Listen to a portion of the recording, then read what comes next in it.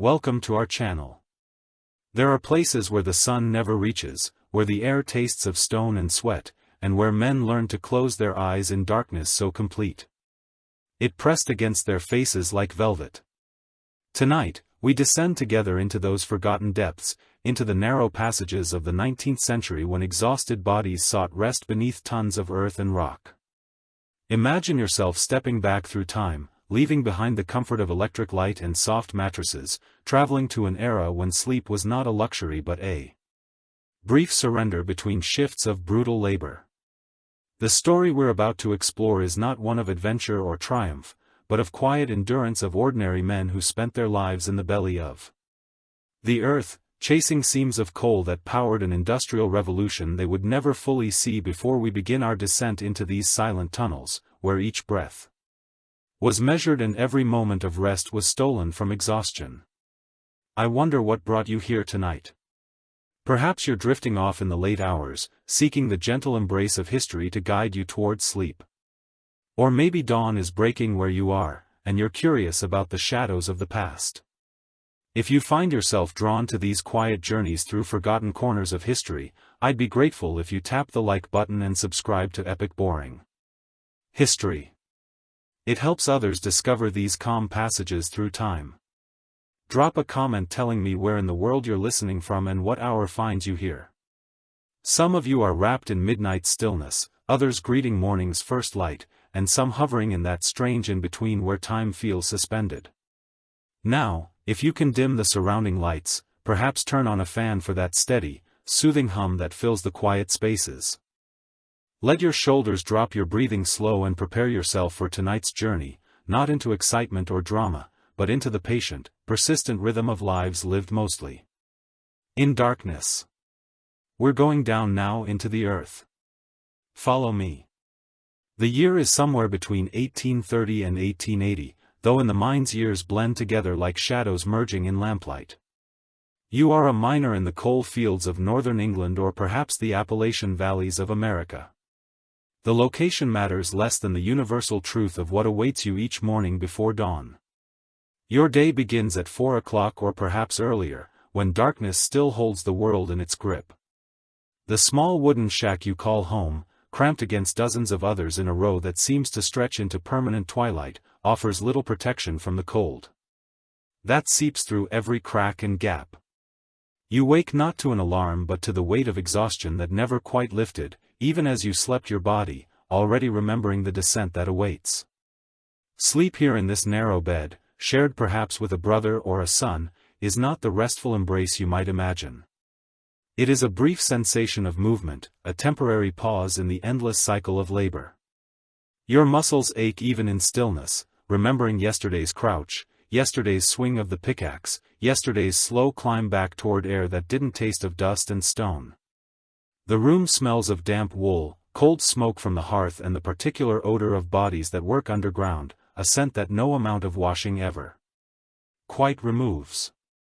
Your wife or mother moves quietly in the darkness, preparing a meal that will have to sustain you for the next 12 hours, or more, bread if you're fortunate, perhaps with a scraping of butter, bacon, when wages allow.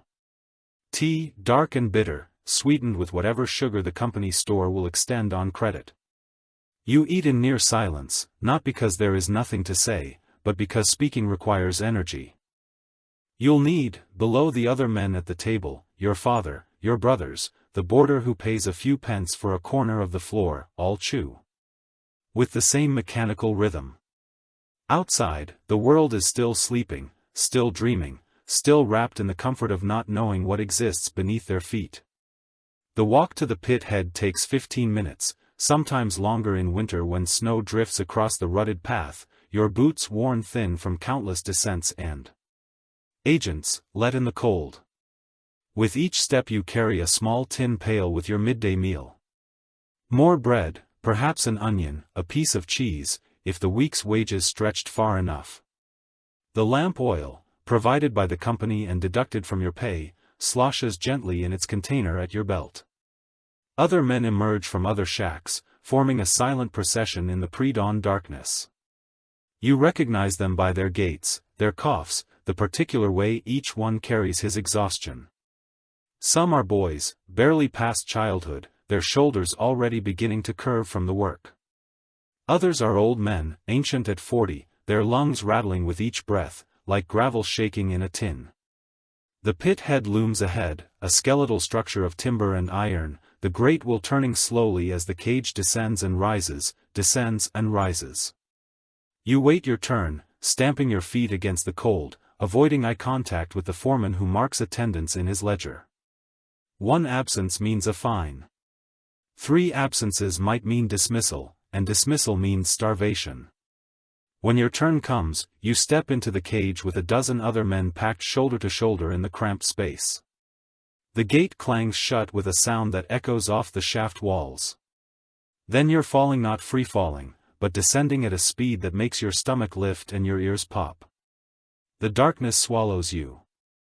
The descent takes minutes that feel like hours. You watch the rough stone walls sliding past, occasionally lit by the lamps of men. Already below, water drips, constantly creating patterns of darkness on darker darkness. The air grows warmer as you sink deeper, then cooler again, then warmer once more, the earth breathing its own rhythms that have nothing to do with the world of sun and seasons above. When the cage finally shudders to a stop, you step out into a tunnel that has been here longer than you've been alive. The ceiling is so low you must bend, and you will remain bent for most of the next 12 hours. The air is thick, heavy with moisture and dust. Each breath a conscious effort to pull enough oxygen into your lungs. Your lamp, once lit, reveals only a few feet in any direction. Beyond that, absolute darkness waits patiently. You make your way to your assigned section, following tunnels that branch and branch again like the veins of some vast sleeping creature. The sounds here are different from the world above. The drip of water is constant, irregular, each drop echoing differently depending on the size and shape of the chamber it falls into. Somewhere distant, you hear the rhythmic strike of pickaxes against coal, a percussion that will become the soundtrack of your day. Your workplace is a seam of coal, a black layer pressed between layers of stone, running horizontally through the earth like a dark promise. You must lie on your side or crouch on your knees to reach it. The cold dust fills the air with each strike of your tool, coating your throat, your lungs, turning your spit black. You work by feel as much as by sight, your hands learning to read the texture of the coal, knowing when it will split cleanly and when it will crumble. The hours blend together in the darkness. Without sunlight, your body loses its sense of time. You might work for what feels like an hour only to find that 3 have passed, or you might endure what seems like an endless shift only to discover you've barely begun. The only markers are the breaks for meals, announced by the distant ringing of a bell that echoes strangely through the tunnels. When the meal break comes, you eat in total darkness to save lamp oil. The bread tastes of cold dust, no matter how carefully you've wrapped it. The water in your canteen has taken on the mineral flavor of the mine itself. You chew slowly, not from appreciation but from exhaustion, your jaw muscles aching from the clenching. You don't even realize you're doing. As you work around you, other miners eat in similar silence. Occasionally someone coughs a deep, rattling sound that speaks of lungs already damaged. Someone else might whisper a comment about the rock overhead, noting a crack that wasn't there yesterday, a shifting that suggests instability. These observations are passed along in hushed tones, not from secrecy but from the superstition that speaking too loudly might wake something in the earth that's better left sleeping. The work resumes with the same patient brutality. Your muscles burn, your back screams, your hands develop new blisters over old calluses. The coal comes loose in chunks and fragments, and you load it into carts that young boys, trappers and pushers, some as young as 6 or 7, will haul toward the shaft. These children work in darkness so complete that many develop a fear of light, their eyes having adapted to the permanent night of the underground world. As the shift wears on, your mind begins to wander in ways it never would. Above ground, in the darkness and monotony, strange thoughts emerge. You remember summers from childhood with an intensity that makes them feel more real than the cold face in front of you. You have conversations with people who aren't there, hearing their voices so clearly in your mind that you sometimes answer aloud. The other miners understand everyone who works below ground. Long enough begins these internal dialogues, these negotiations with memory and imagination. Sometimes, in the deepest parts of the shift, you become aware of the weight above you, hundreds of feet of stone and earth pressing down with a force you cannot comprehend, held back only by wooden props and careful engineering. You try not to think about the collapses. You've heard about the sudden falls that entombed entire crews, the slow suffocations, the desperate digging that sometimes rescued men and sometimes only recovered bodies. But the knowledge is always there, a pressure in your mind that matches the pressure on your spine as you work, hunched over. The end of the shift is announced by the bell, but reaching the surface takes time. You must gather your tools, make the long walk back through branching tunnels to the main shaft, wait for the cage to descend and carry you up. By the time you're moving upward, every muscle trembles with exhaustion. Your legs barely support your weight. Your hands shake so badly you can hardly hold your lamp. The ascent toward daylight is disorienting. If your shift began before dawn and is ending after dusk, you will have spent your entire day underground, never seeing the sun at all. But even if there is daylight waiting, it strikes your eyes like a physical blow. After 12 or 14 hours in the dark, you squint, shade, your face stumbles slightly as your vision adjusts. The fresh air, or relatively fresh air compared to what you've been breathing, makes you dizzy. You walk home with the same silent procession of men, your clothes and skin coated in a fine black powder that marks you as clearly as a uniform. Children playing in the street move aside, recognizing the miners not as individuals but as a collective, the men who go down and come back up day after day, their faces nearly identical beneath the cold dust. Women glance at the returning workers, counting, making sure their own husbands and sons and fathers are among the living at home. Your wife or mother has heated water for washing. You strip in the yard or in a small outbuilding, scrubbing at your skin with rough soap and a brush, watching the water turn black as ink. But no amount of washing removes all the dust. It's embedded in your pores, under your fingernails, in the creases of your knuckles. Your lungs will taste of coal for hours, yet every breath a reminder of where you've been. The evening meal is similar to breakfast, simple filling designed for endurance rather than pleasure. You eat mechanically, barely tasting the food, your mind already beginning to shut down in preparation for sleep. There might be an hour or two before bedtime that other men might use for leisure or conversation, but you have no energy for either. You might sit by the fire, staring into flames that remind you uncomfortably of the lamplight below. You might help a child with a simple chore, your hands moving through the motions while your thoughts drift elsewhere. When you finally lie down in that narrow bed, sleep should come easily, and sometimes it does, pulling you under like a dark tide. But other nights, despite your exhaustion, you lie awake. Your muscles twitch and spasm, unable to relax, even when your mind is desperate for rest. Your back aches in ways that shift and change position, ensuring that, no matter how you arrange your body, some part of you is in pain. Your lungs work harder than they should, still trying to clear the dust that has settled deep in your chest. And sometimes, even when sleep does come, it brings dreams, not the pleasant dreams of childhood or romance, but the dreams of the mine itself. You dream you're still underground, still swinging the pickaxe, still hearing the drip of water and the distant echo of other men working. You dream of collapses, of being trapped, of lamp flames guttering out and leaving you in absolute darkness. Furthermore, you dream of suffocating, waking with a start to find yourself gasping in the relative comfort of your own bed. But there's another kind of sleep that sometimes claims miners, and this is the sleep that comes underground itself. On the longest shifts, when you've been below for 16 or 18 hours, when your body has passed beyond exhaustion into a state of mechanical endurance, you might find yourself seeking rest in the very tunnels where you work. This is not permitted, of course. Sleeping on shift means dismissal or worse, but the human body has limits that employment contracts cannot override. You find a corner, a small widening in the passage, where you can sit with your back against the stone. You tell yourself you'll rest for just a moment, just long enough to catch your breath and let your muscles stop their trembling. Furthermore, you might spread a piece of burlap sacking on the ground, or you might simply lean against the rough wall, your lamp dimmed to save oil. The surrounding darkness is absolute, but you're so tired that even the fear of it cannot keep your eyes open. Sleep comes quickly in these moments, falling over you like a weighted blanket. But it's not restful sleep. It's the sleep of complete depletion, your body shutting down against your will because it simply cannot continue.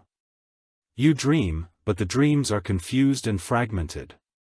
You hear voices that might be other minors or might be echoes. Furthermore, you feel movements in the air that might be drafts or might be something else entirely. Your subconscious mind, even in sleep, remains alert to danger, the sound of shifting rock, the feeling of changed air pressure that might signal a pocket of bad gas. Sometimes you wake with a start, unsure whether minutes or hours have passed, panic flooding through you as you realize you've lost time, lost consciousness in the most dangerous place imaginable. Your lamp may have gone out, leaving you in darkness so complete that you cannot see your hand in front of your face. You must relight it with shaking fingers, striking sparks that seem impossibly bright, feeling your way through familiar motions while your heart hammers against your ribs. Other times, another miner finds you're sleeping and shakes you awake, his face, grave, with understanding and warning. There's no judgment in his expression. He's done the same himself. Everyone has. But there's urgency. Sleep below ground is dangerous, not just because of the risk of discovery by foremen, but because a sleeping man cannot hear the warning signs. The crack of timber, the hiss of gas, the rumble of shifting stone, these sounds mean the difference between life and death, and a sleeping man is deaf to them all. The strangest sleep, though, comes in the dead-end passages and abandoned sections of the mine. Sometimes, when a seam is exhausted or a tunnel is deemed unsafe, it's simply sealed off rather than filled in. Behind these barriers of wood and stone, silence accumulates like dust, and sometimes, when the main tunnels become unbearably crowded or noisy, when you need to escape the constant press of bodies and the echo of pickaxes, you might slip into one of these forgotten spaces. Here the darkness is different. It's older, somehow undisturbed by lamplight for months or years. The air is stale but breathable, carrying the scent of minerals and time. You might find evidence of previous occupants, a forgotten tool, a scrap of cloth, initials carved into the stone by someone long gone. And if you're desperate enough, tired enough, you might lie down here in this tomb-like quiet and let sleep take you. The sleep that comes in these places is deep and dreamless, as if the earth itself is absorbing your consciousness. Hours can pass without awareness, time losing all meaning in the absence of any external marker. When you wake, you feel simultaneously rested and more exhausted than before, as if sleep has taken something from you rather than restored it. Your lamp flame seems dimmer, though your oil should still be adequate. The darkness seems to press closer, more solid than before. These abandoned sections hold something else too, a quality that miners rarely speak of directly but all recognize. Call it loneliness, call it desolation, call it the accumulated weight of human absence. It's the feeling that this place, having once held life and labor and breath, now resents its emptiness. The stone seems to remember the sounds of voices and pickaxes and now mourns their loss. And when you sleep here, your dreams take on this quality, filled with echoes of conversations you never had.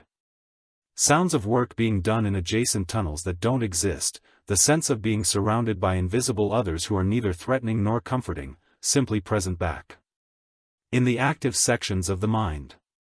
Where work continues around the clock, sleep becomes a collective experience, even though each man sleeps alone. You become aware of the sleep patterns of others. How Davidson always nods off during the meal break, his head dropping forward until his chin hits his chest.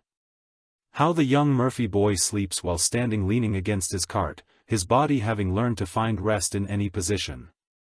You notice how the older miners can gauge their exhaustion by how quickly sleep comes when they close their eyes. using it as a measurement of their remaining strength. The mine itself seems to sleep sometimes, or at least to rest. There are hours, usually in the deepest part of night, above ground, when the work slows and the tunnels grow quieter. The rock cars and settles with sounds that are almost like breathing. The constant drip of water takes on a rhythmic quality like a heartbeat or a lullaby. In these hours, if you're still below, sleep becomes something almost peaceful, not comfortable, never comfortable, but at least in harmony with the underground world, rather than fighting against it. You learn to sleep in increments, in stolen moments, 5 minutes here, 10 minutes there, each brief span of unconsciousness adding up to something that almost resembles rest. Your body adapts, learning to fall asleep instantly when opportunity presents, learning to wake at the slightest disturbance. It's a skill that serves you well below ground but makes normal sleep difficult. When you're home in your bed, your wife complains that you jerk awake at the smallest sound, that you mutter in your sleep about tunnels and darkness, that even in the deepest rest you never seem truly peaceful. The other miners understand, because they all experience the same fractured, insufficient sleep. You recognize it in their eyes, the redness, the dark circles, the slightly glazed look of men who are never fully awake and never fully asleep. You see it in the way they move, with a kind of dreamlike slowness, even when they're working, as if part of them is always somewhere else, some other state of consciousness. The underground world creates its own relationship with sleep, one that doesn't match the rhythms of day and night, of waking and dreaming that govern the world above. Children, who begin working in the mines young, never develop normal sleep patterns. They grow up knowing only this strange existence where sleep is always insufficient, always interrupted, always contaminated by dust and fear and exhaustion. By the time they're 20, they sleep like old men, poorly, briefly, troubled by dreams they can't quite remember. By the time they're 40, if they live that long, sleep has become something they've almost forgotten how to do properly. The relationship between sleep and survival becomes clear the longer you work underground. Men who don't get enough rest make mistakes. They misread the stone, they miss warning signs, they move too slowly. When danger comes, the mind has no mercy for fatigue. A moment of drowsiness while working near unsupported ceiling can mean being crushed. A second of inattention while handling blasting powder can mean fire. Sleep, or the lack of it, doesn't just make you tired, it makes you vulnerable. Yet there's also a strange beauty in the sleep that comes below ground, a quality that's hard to explain to those who've never experienced it. When you sleep in the tunnels, you're sleeping at the very bottom of the world, in darkness that has existed for millions of years, surrounded by stone that was old when humanity was young. There's something humbling and almost sacred about that, about being so small and temporary in a place so vast and eternal. Your sleep, brief and uncomfortable as it is, becomes part of the mind's long history, another human presence in the endless dark. The dreams that come in underground sleep are unlike any others. They're shaped by the environment, by the constant pressure and darkness and strange sounds. You dream of endless tunnels, that branch forever, of being lost in labyrinths of stone, of searching for exits that keep receding. You dream of flying through the passages weightless and free, or of being crushed by slowly descending ceilings. Furthermore, you dream of light, not the weak flame of your lamp, but glorious, overwhelming daylight, only to wake into darkness that feels even more absolute. By comparison, some miners claim they can hear things in their sleep that they miss while awake, the voice of the rock, they call it, subtle shifts and sighs that signal instability. They wake from dreams with certainty that a particular tunnel should be avoided, that a certain section will collapse within days. Sometimes they're right, their sleeping minds processing information that their conscious thoughts miss. Other times it's just fear and exhaustion combining into paranoia. But everyone learns to pay attention to their dreams, to treat them as another source of information about this unpredictable underground world. The worst sleep comes after accidents, after you've witnessed a collapse or a death. Then your dreams fill with images you can't escape, the sound of falling rock, the sight of a lamp extinguishing as its bearer is buried, the memory of digging desperately with bare hands through rubble. After such events, many miners go days without proper sleep, their minds refusing rest, their bodies twitching awake at the slightest sound. This exhaustion compounds, making them more vulnerable to accidents, creating a cruel cycle where trauma leads to sleeplessness, leads to increased danger, but gradually, inevitably, even these traumatic memories fade into the general texture of underground life. You learn to sleep again, though your dreams remain dark and close. You learn to close your eyes, despite knowing what might happen while they're shut. Furthermore, you learn to trust that you'll wake again, even though there's no guarantee. Even though every sleep below ground is a small surrender to forces beyond your control. The mind becomes not just your workplace but your second home and, like any home, it's where you sleep. The tunnels hold your exhaustion, your dreams, your brief moments of rest. Between the endless hours of labor, the stone absorbs your presence the way it absorbs water, slowly and constantly, until you're part of the mine, just as surely as the coal you extract. And in the deepest darkness, in the moments between waking and sleeping, you sometimes feel that the mind knows you, recognizes you, holds you in its ancient patience. Like a vast sleeping thing holding a smaller sleeping thing against its chest. In the year 1822, in a small mining village near Lancashire, Scotland, a child was born into darkness. Before he ever knew light, Hugh McEwen entered a world where his grandfather had descended into the earth, where his father descended still, and where he too would follow as surely as night follows day. The cottage where Hugh spent his first years sat so close to the pit head that the great wheels turning was the lullaby of his infancy. His mother Margaret would hold him by the window on rare sunny afternoons, pointing to the distant hills as if trying to imprint their green beauty on his memory. Before the mine claimed him, she knew, as all miners' wives knew, that her son's future was already written in coal, dust and stone. Hugh's father Donald McEwen was a man of few words and fewer expressions, his face perpetually creased with coal that no amount of washing could fully remove. He returned each evening with a cough that grew deeper year by year, a sound that echoed through the thin cottage walls like a promise of what awaited his sons. When Hugh was 5, his father began taking him to the pit head, not to work yet, but to watch, to learn to understand the rhythm that would govern his existence. By age 8, Hugh was underground for the first time, employed as a trapper, a child whose entire job was to open and close ventilation doors as carts passed through. He sat alone in the darkness for 12 hours at a time, his only companion, a small lamp that created more shadows than it dispelled. The solitude of those early years shaped something in Hugh's character, a patient quietness that would serve him well in the decades to come. Sleep for young Hugh became something that happened in scattered moments rather than consolidated rest. He would doze against the ventilation door, jerking awake at the sound of approaching carts, his small body learning to function on fragments of unconsciousness. Sometimes he dreamed while sitting upright, his eyes open but unseeing, his mind wandering through memories of sunlight while his hands mechanically performed their duties.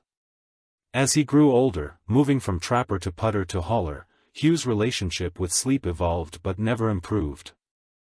By 15, he was working the coal face itself, his young body already developing the characteristic stoop of miners, his lungs beginning their slow transformation from pink to gray. He learned to sleep, standing to sleep while walking to sleep, with his eyes open during the brief moments when the foreman's attention was elsewhere.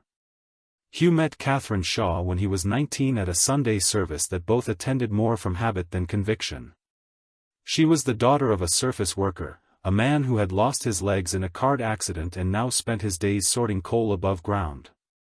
Her hands were rough from laundry work, but they had never touched a pickaxe, and Hugh found himself strangely drawn to that difference.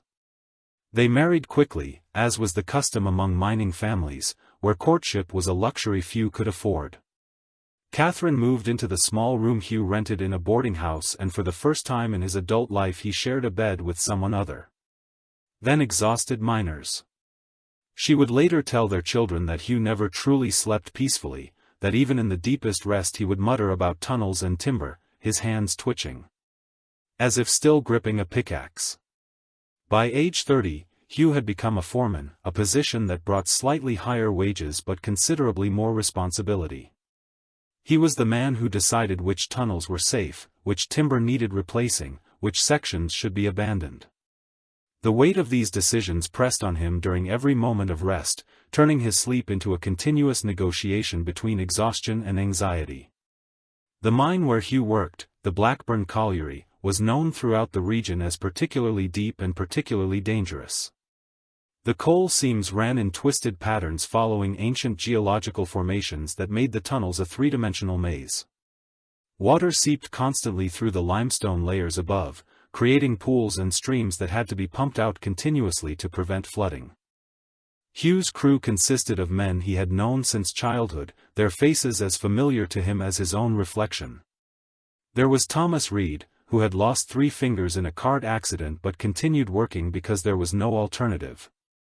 There was young Jamie Kerr, barely 16, with a wife already pregnant and parents who depended on his wages. There was old Donald, no relation to Hugh's father despite the shared name, who claimed to be 50, but might have been 60 or even older. His body so bent he could barely stand upright above ground. These men trusted Hugh with their lives in a way that was both profound and terrible. When he said a section was safe, they believed him and entered without hesitation. When he ordered a retreat, they followed immediately, knowing that his instincts about the rock's stability had been honed by 2 decades of underground experience. In the autumn of 1869, on a Tuesday morning that began like any other, Hugh descended into the mine for what should have been a routine shift. The air that day felt different, somehow heavier, more oppressive.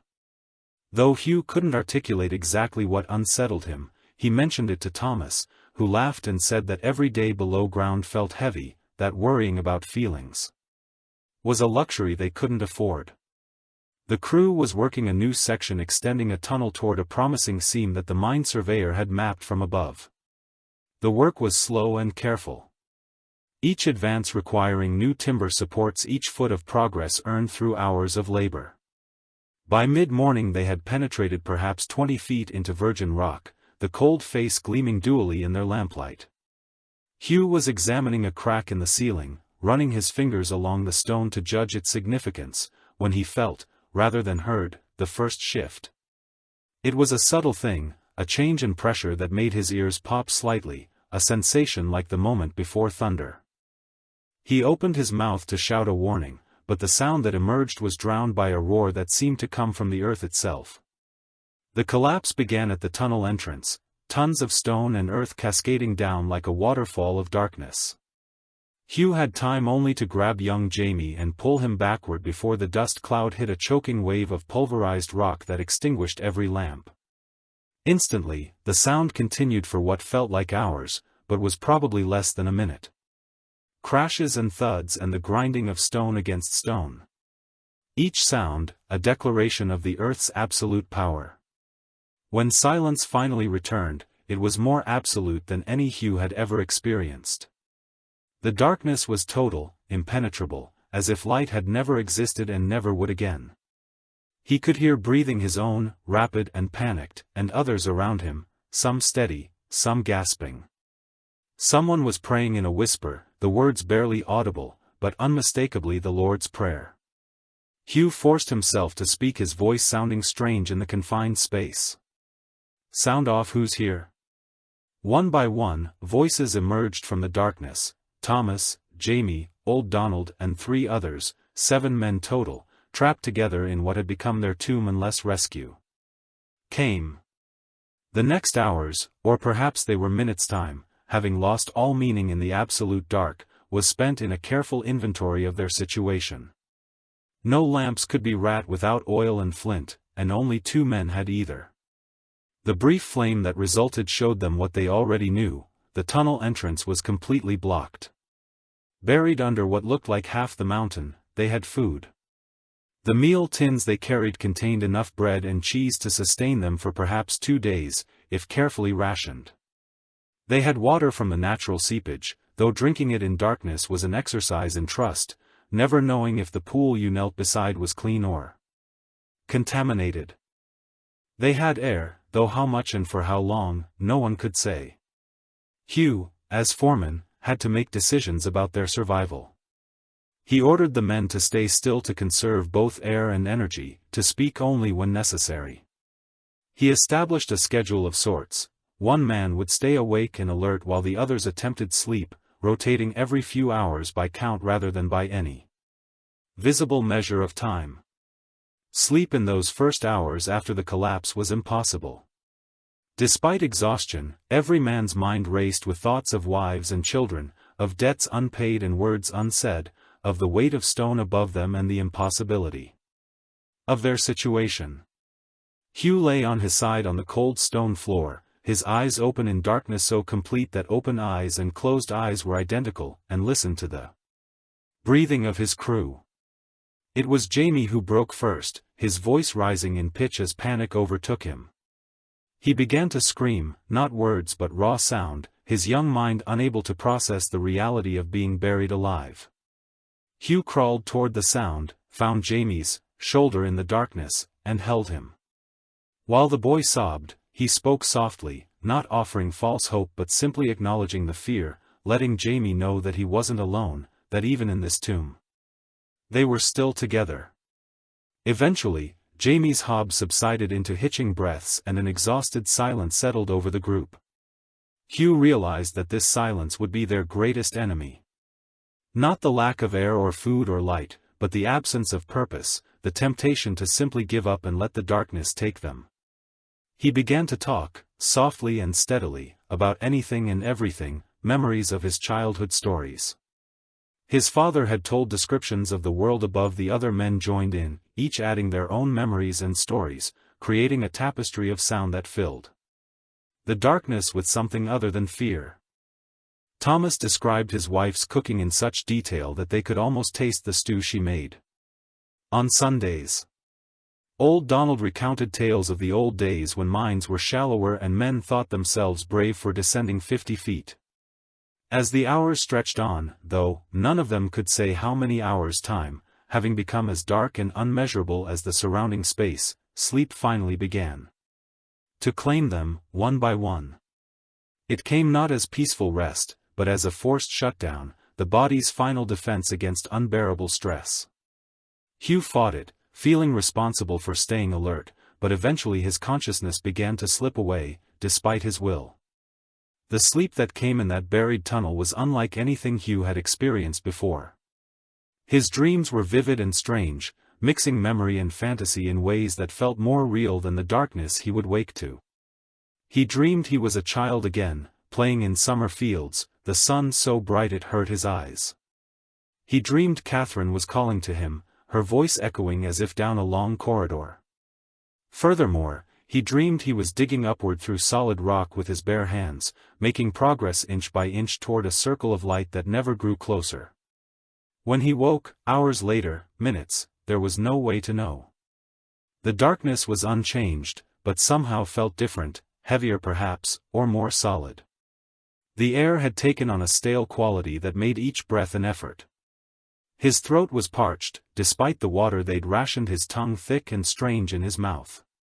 Hugh counted the breathing sounds and realized with a jolt of fear that he could only hear 5 distinct patterns. Sound off. He called again, and one by one, the responses came: Thomas, Jamie, Donald, and 2 others.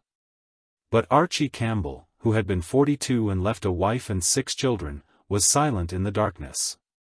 Someone reached out and found him still no longer breathing, his heart having simply stopped from the combined stress of fear and bad air. They couldn't bury him, couldn't even move him very far in the confined space. They arranged his body as respectfully as possible against one wall, and old Donald said a prayer over him in a voice that cracked with emotion. Death had come among them, quiet and inevitable, and its presence changed everything. Sleep became more difficult. After that, knowing that one of their number had died in his rest, that the same might claim any of them, Hugh found himself jerking awake repeatedly, his heart pounding, checking in the darkness that he could still draw breath. The others experienced the same. He could hear them moving, shifting position, breathing deliberately, as if reassuring themselves of their continued existence. On what Hugh believed was the second day, though it might have been the third or still the first, his sense of time completely dissolved. The hallucinations began. At first, they were subtle sounds that might have been voices in the distance, or might have been the settling of rock. Then they grew more elaborate. Hugh saw lights dancing in the darkness, flickering presences that his rational mind knew were impossible, but his desperate consciousness insisted were real.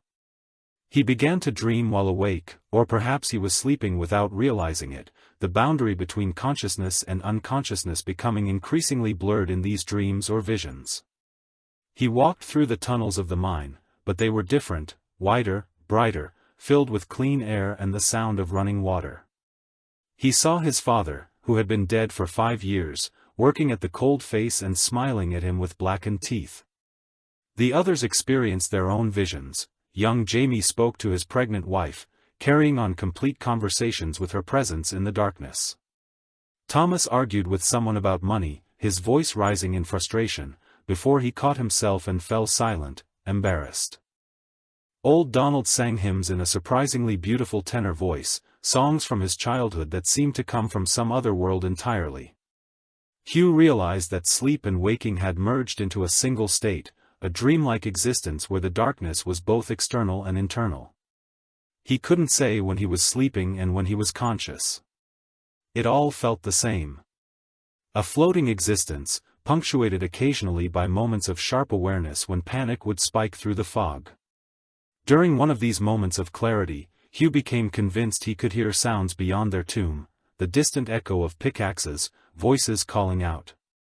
He pressed his ear to the stone and listened with desperate intensity, trying to separate real sounds from wishful imagination.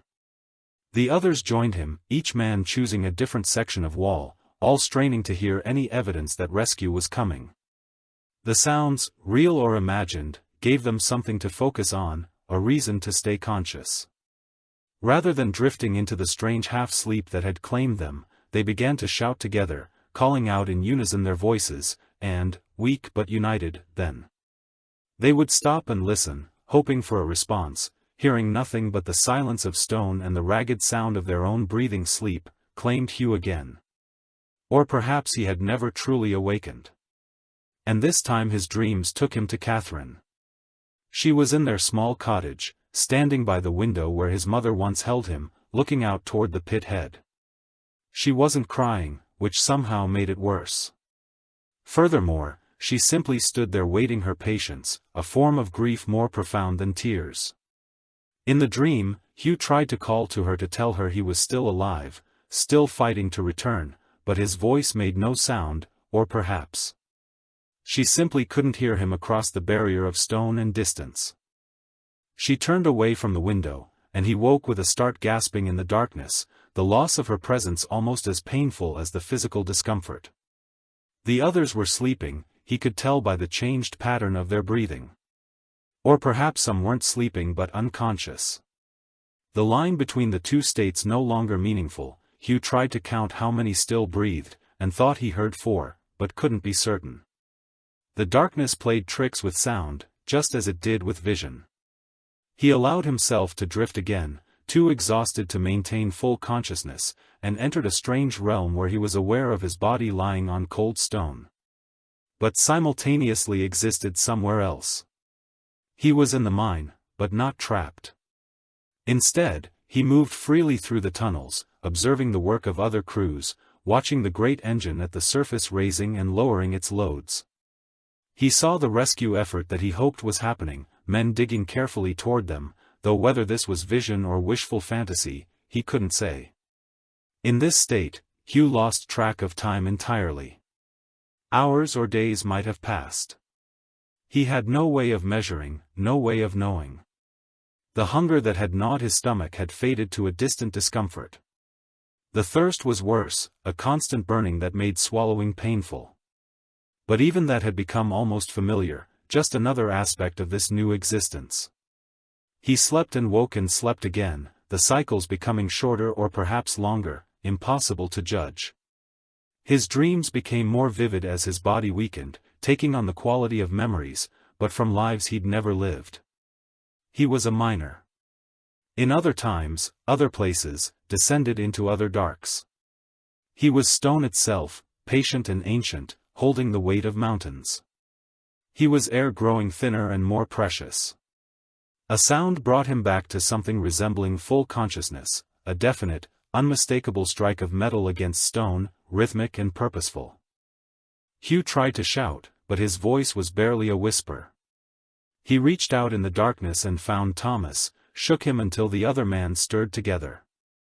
They began to call out and others joined them, a chorus of desperate voices answering the promise of rescue. The sounds grew louder, closer, more frequent. Time which had stopped or stretched into meaninglessness suddenly snapped back into focus. Each strike of the pickaxe marking seconds, minutes, the steady progress toward life or death. Hugh stayed awake through sheer will, fighting the pull of sleep that promised such easy release, determined to be conscious when light finally broke through.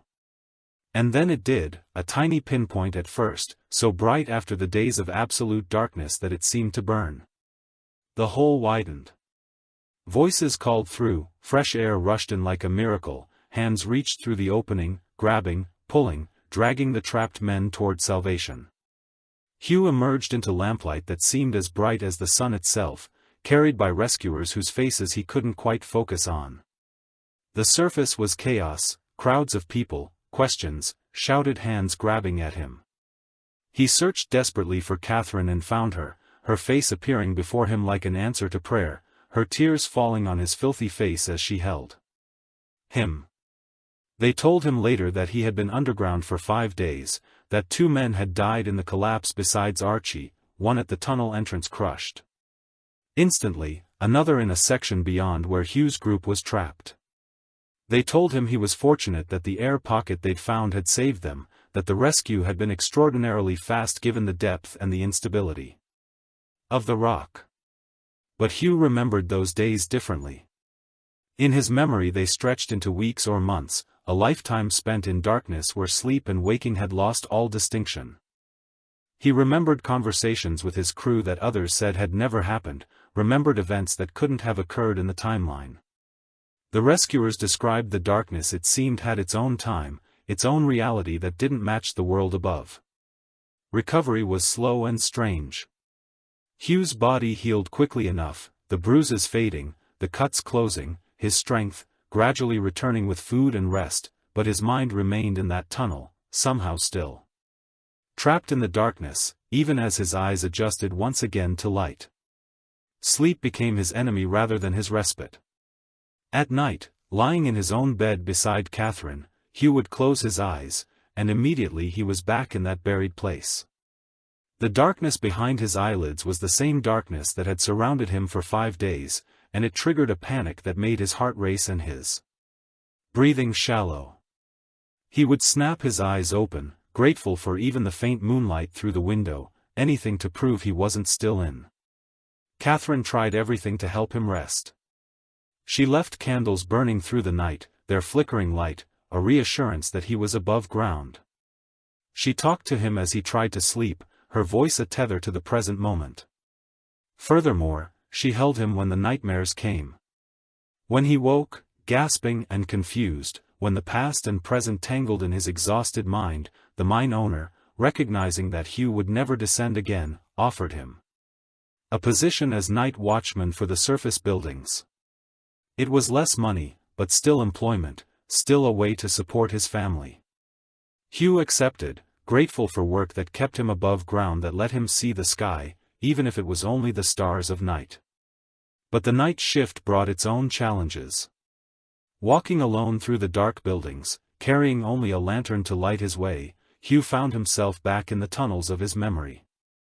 Every shadow was a threat, every silence pregnant with the possibility of collapse. He spoke aloud to himself, constantly a running commentary on his rounds, anything to fill the darkness with sound.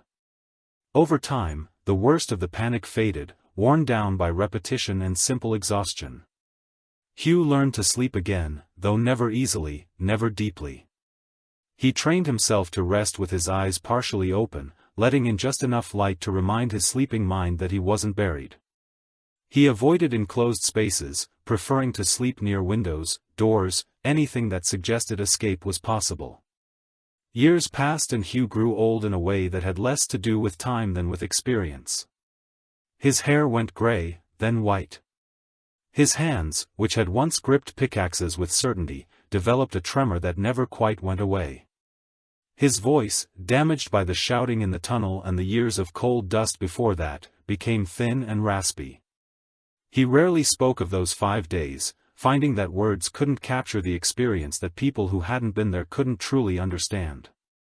But sometimes, sitting by the fire on winter evenings, he would tell his children, and later his grandchildren, about the mine, about the men who worked there, about the strange sleep that came in darkness. Sleep, he would tell them, is a kind of trust. You close your eyes and trust you'll open them again. You surrender consciousness and trust it will return. He paused, staring into the flames in that tunnel. We lost that trust. Every time we slept we wondered if it was the last time. And even now, decades later, I wonder the same. His children didn't fully understand, but they listened with the patient attention of those who recognize that some stories need telling, even if they can't be fully comprehended. They noticed how their father always kept a lamp burning, how he startled at loud noises, how he would sometimes stop mid-conversation and stare at nothing, his mind clearly elsewhere. In his final years, as illness confined him to bed, Hugh's sleep became increasingly difficult. The darkness of closed eyes brought back the tunnel with renewed intensity, as if his aging mind was being pulled backward through time. He slept in brief snatches, waking frequently, his hands clutching the bed sheets as if they were the only solid thing in a world of collapsing stone. Catherine stayed with him through those last months, holding his hand in the darkness. Her presence the only thing that could calm his fear. She would whisper to him about the summer, about the garden growing outside, about the children and grandchildren who would visit tomorrow. Her voice, steady and loving, was the lamp that guided him through his final descent. Hugh McEwen died on a spring morning in 1891 at the age of 69. The cause was listed as lung disease, the inevitable result of decades breathing cold dust. But those who knew him well understood that part of him had died much earlier, in a collapsed tunnel in the autumn of 1869, and that the man who emerged had been only partially alive, only partially present, forever divided between the world of light and the world of eternal dark. At his funeral, the remaining members of his trapped crew, only 2 were still living, stood together in silence. They didn't need to speak to remember, didn't need words to acknowledge what they had shared. They had slept together in the earth's embrace and somehow awakened. But the sleep had marked them all, had changed them in ways that could never be undone. The mine where Hugh had been trapped continued operating for another 30 years before being sealed and abandoned. Today it exists only as a depression in the landscape, a subtle dip in the earth that most people pass without noticing. But beneath that quiet surface, the tunnels remain dark, silent, holding in their depths the echoes of pickaxes, the memory of lamps and the dreams of men who slept when no one should ever have to sleep. There are places in the world where reality thins, where the boundary between waking and dreaming becomes permeable, and the minds of the 19th century were among them. In the absolute darkness, beneath the earth, where men spent more hours than they did in sunlight, consciousness itself began to behave strangely, creating experiences that were neither fully dream nor fully waking. The miners knew this, though they rarely spoke of it directly. They developed their own vocabulary for these experiences, phrases that sounded mundane but carried deeper meanings understood only by those who had lived them. The mine is talking, they would say, or the rock is restless tonight, acknowledging forces that couldn't be explained but were nonetheless real. Among the most persistent of these phenomena were the sounds that no one could quite account for. Every miner, if pressed and trusted enough to speak honestly, would admit to hearing things in the deepest tunnels, rhythmic tapping that seemed to come from solid rock. Voices calling from passages that led nowhere, the sound of pickaxes working in sections that had been abandoned for years. The Welsh miners called them the knockers, the Cornish knew them as Tommy knockers, and every mining region had its own name for these invisible presences. They were said to be the spirits of miners who had died underground, continuing their eternal work in some parallel existence. The sounds they made, 3 knocks usually, sometimes more, were interpreted as warnings of unstable rock or dangerous gas. What's remarkable is not that superstitious men invented these stories, but that hardened practical workers insisted they were true. Foremen who scoffed at religion and educated men who dismissed folklore would nonetheless refuse to work in sections where the knockers had been heard. Too many collapses had been preceded by those mysterious sounds, too many lives saved by heeding their warning. Modern explanations suggest the sounds were created by shifting rock, by the expansion and contraction of timbers, by echoes carrying strangely through the maze of tunnels.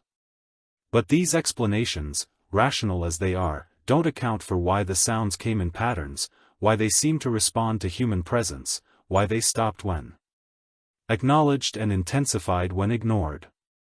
Sleep in the mines amplified these experiences. Men who dozed in the tunnels reported dreams where the knockers became visible, small figures, sometimes childlike, sometimes ancient, always busy with some task.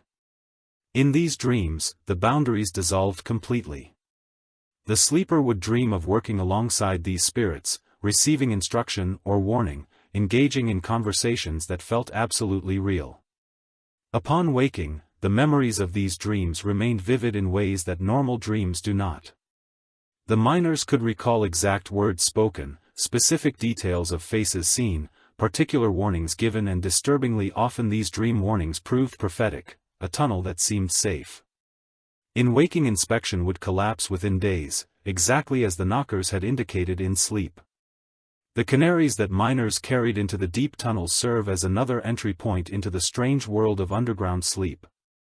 These small birds, sensitive to poisonous gases, were living alarms. When they stopped singing or fell from their perches, miners knew to evacuate immediately. But the relationship between miners and canaries went deeper than mere utility. Many miners grew profoundly attached to their birds, carrying the same canary for years, learning its particular songs and behaviors.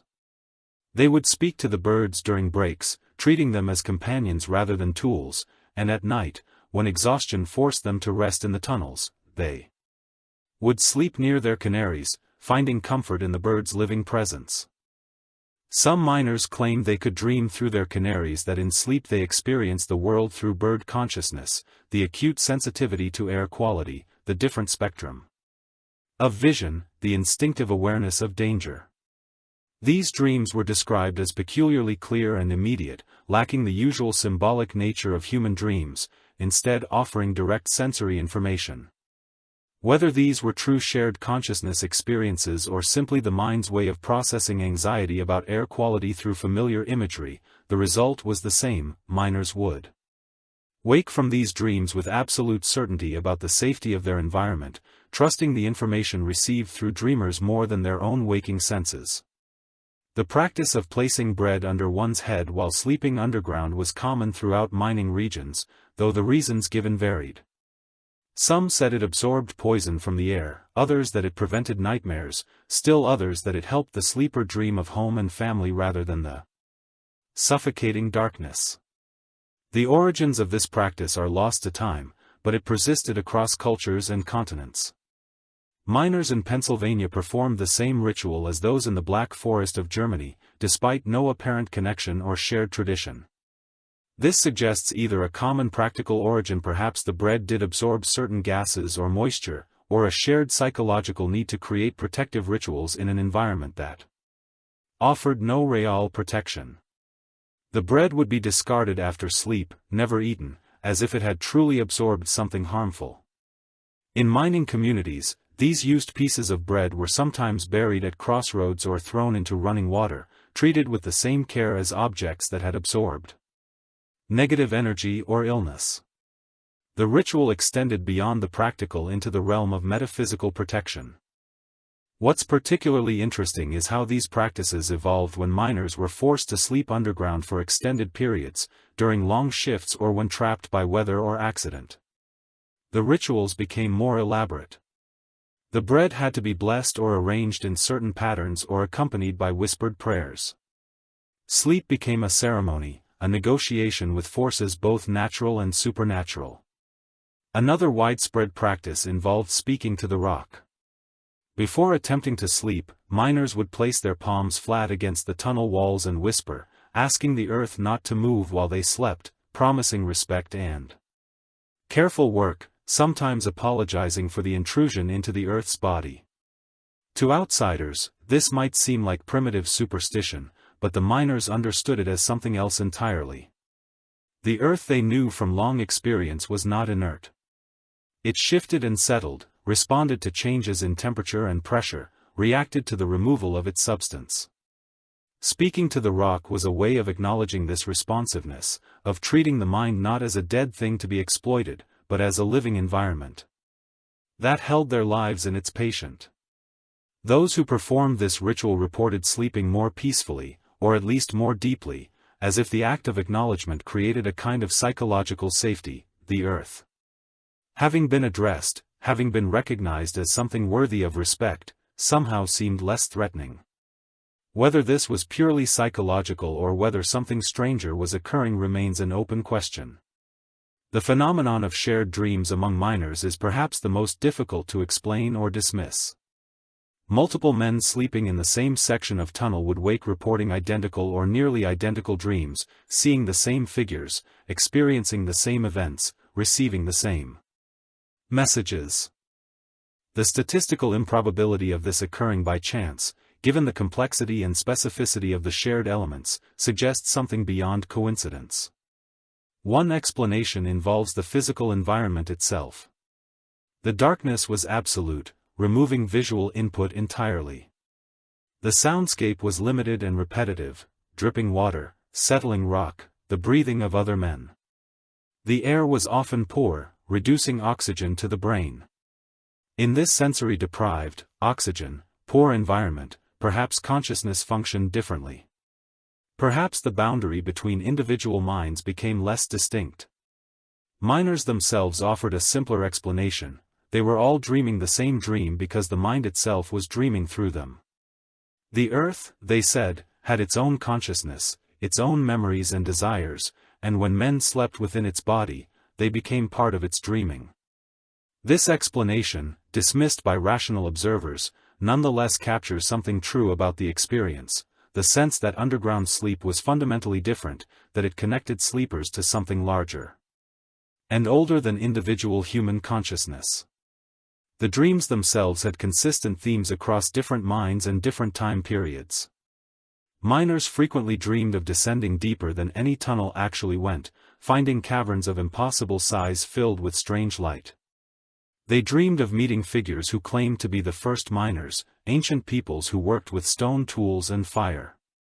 They dreamed of the earth speaking in a voice like grinding rock, telling stories of its formation, its age, its patient endurance. These dreams were rarely frightening, despite the claustrophobic environment that spawned them. Instead, they were often described as peaceful, even transcendent, as if sleep in the deep earth offered access to knowledge or experience unavailable in normal consciousness. Some miners became almost addicted to this experience, volunteering for the deepest, most isolated sections where the dreams came most vividly. The psychological impact of these experiences was profound and lasting. Miners who had spent years sleeping underground often reported difficulty with normal sleep after leaving the mines. The dreams of the surface world seemed shallow, trivial, lacking the weight and significance of underground dreams. Some former miners actively sought out caves or basement, trying to recreate the conditions that had once facilitated their deep dreaming. There's a fascinating parallel here with certain religious and mystical traditions that use sensory deprivation, darkness and isolation to induce altered states of consciousness. The miners, unknowingly and unwillingly, were performing a kind of enforced meditation practice, spending hours in conditions that mystics deliberately seek out. Perhaps it's not surprising that the results were similar: visions, voices, a sense of connection to something vast and ancient.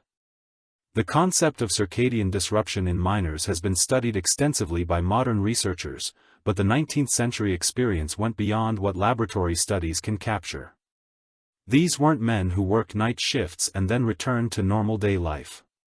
They were people who spent consecutive days without seeing the sun, whose internal clocks were completely divorced from any natural cycle. The effect on sleep was catastrophic and strange. Miners reported feeling tired at random times, unable to sleep at predictable intervals, experiencing exhaustion and alertness in waves that bore no relationship to how long they'd been awake. Their dreams became longer, more elaborate, more immersive, as if the mind, unable to process normal daylight cycles, was compensating by deepening the sleep experience itself. Some miners claimed they lost the ability to distinguish sleeping from waking entirely.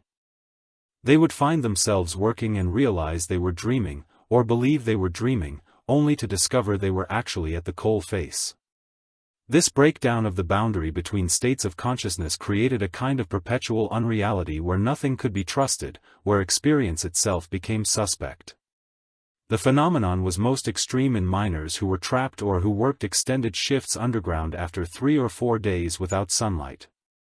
Many reported entering what they called the gray time, a state where they functioned normally but felt detached from their own actions, watching themselves work as if from a distance. Sleep during the gray time was described as both continuous and absent. They would close their eyes and open them again with no sense that time had passed yet, feeling rested or at least. Different archaeological discoveries in abandoned mines have provided physical evidence of these sleep-related practices and experiences. In the deep tunnels of mines throughout Europe and America, researchers have found carved symbols, scratched messages, and small shrines created by miners in places where they apparently rested or slept. One of the most common symbols is a simple spiral carved into the rock face at the back of small loves where miners would have sheltered. The spiral appears in mines across different continents, suggesting either a shared cultural transmission or an independent recognition of the spiral as meaningful in the context of underground sleep. Some interpret it as a representation of descent into the earth, into sleep, into altered consciousness. Others see it as a map of the labyrinthine tunnels themselves. Messages carved into stone tell a different story, brief phrases like "I was here" or "John Miller slept here, 1847, or simply names and dates. These inscriptions served as proof of existence, a reassurance that even in absolute darkness, cut off from the surface world, the individual still persisted. The act of carving one's name before sleep was perhaps a ritual against the fear of never waking, a way of saying, "If I don't return, at least there will be evidence I existed." Small shrines are perhaps the most touching discoveries. These are typically just niches carved into the rock, sometimes lined with flat stones, where miners left offerings, buttons, nails, coins, small carved figures.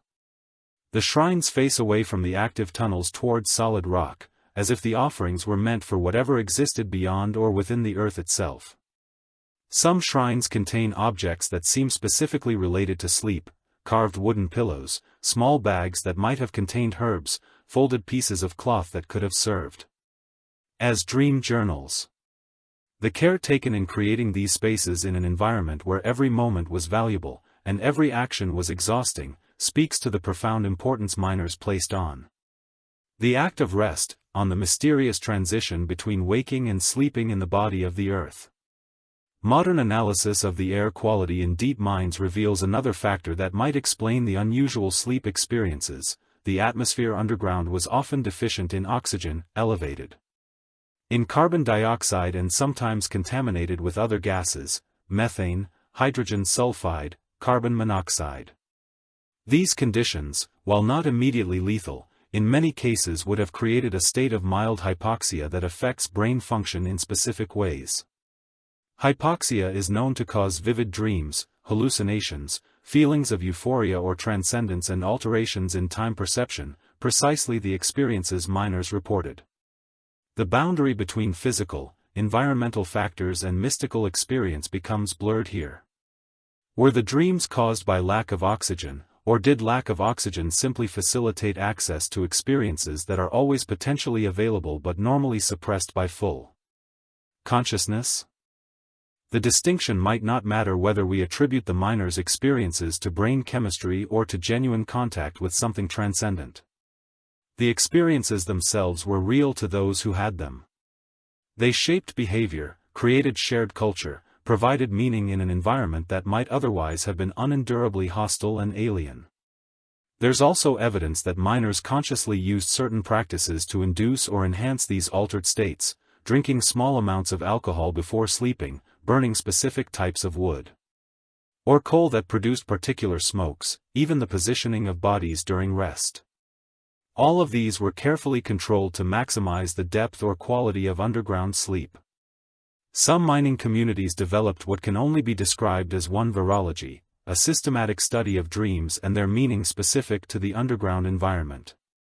Certain dreams were considered auspicious, others were warnings, still others were messages that needed to be interpreted by those with experience. This knowledge was passed down orally from older miners to younger, creating a tradition that paralleled but remained distinct from the formal mining instruction in techniques and safety. The figure of the dream reader existed in some mining communities, usually an older miner who had spent decades underground and was considered particularly attuned to the language of underground dreams. Workers would come to him after unusual dreams, and he would provide interpretation and advice, whether to work a particular section, whether to take a different route, whether to expect danger or opportunity. These dream readers were taken seriously by mind management. Despite the apparent irrationality of consulting them, too many of their predictions proved accurate.